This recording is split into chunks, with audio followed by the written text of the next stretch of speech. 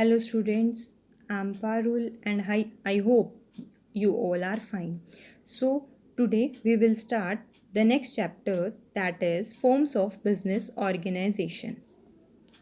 So let's start. So firstly, how many forms of business organization we have to study? So we have to study the 5 forms of business organization, and these are sole proprietorship, partnership, joint Hindu family business, cooperative society, and joint stock company. So these are the forms of business organization which we have to study in this chapter. So let's start. So today we will study the first business organization, that is sole proprietorship. Sole, what is the meaning of sole? Sole means an individual. So what is the meaning of the sole proprietorship? A sole proprietorship is a business organization which is owned, managed and controlled by an individual. Means the amount invested in the business is only belongs to the sole proprietor, and he doesn't share any profit of the business. He manages himself the whole business, and also he control the whole business by himself or herself, right?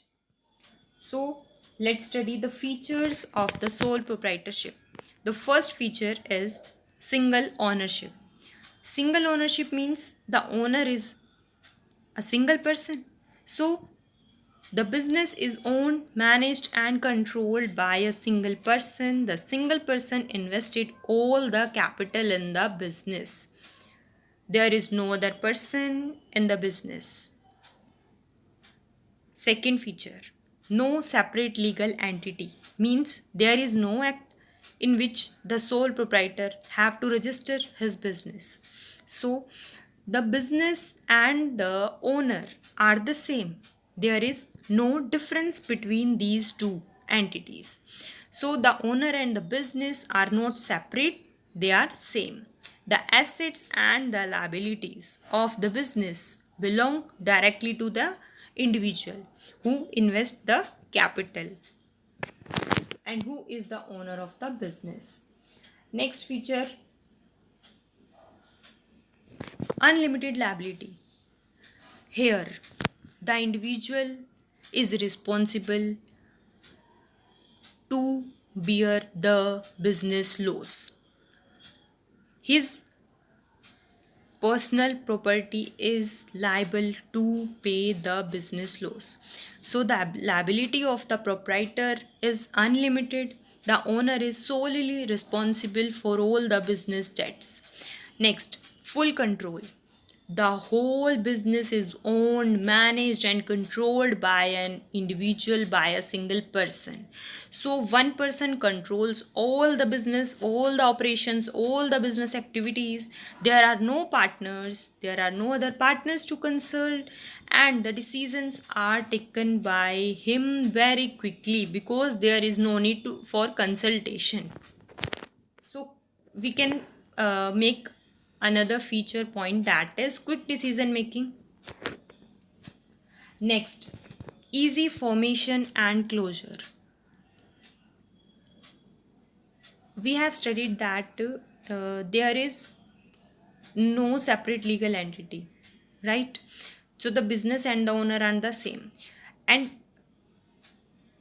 there is also a feature, or we can say it can become a merit, an advantage for the sole proprietorship, that it is very easy to form and its closure is also very easy.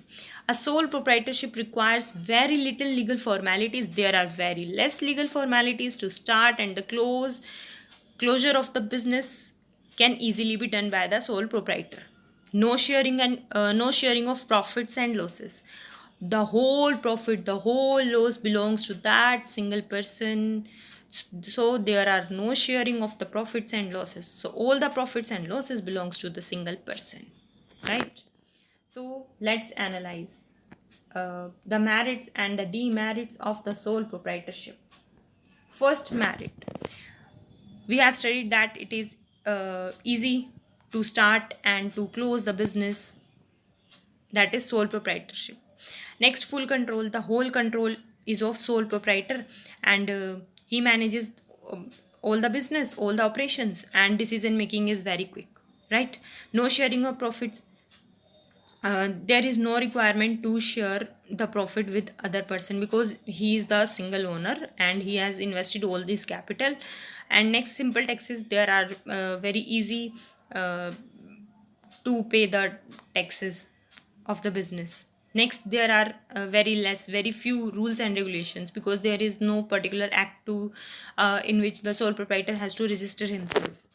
Next is the demerits. Demerits means disadvantages. What are the negative points of the sole proprietorship? First is the unlimited liability, that the sole proprietor is liable to pay the business debts by selling his personal property, and hard to raise money because the whole capital, the whole funds belongs to that single person, and there are always a limit that he is having the funds.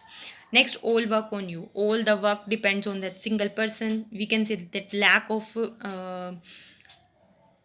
expertise, lack of managerial skills, no easy backup because there are no other partners in this business, and lack of managerial expertise, lack of resources because limited funds are is there.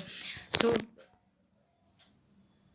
it's all about the sole proprietorship. So if you have any question, so you can comment down and I will surely answer, and I'll surely explain that concept again in further video. So thank you.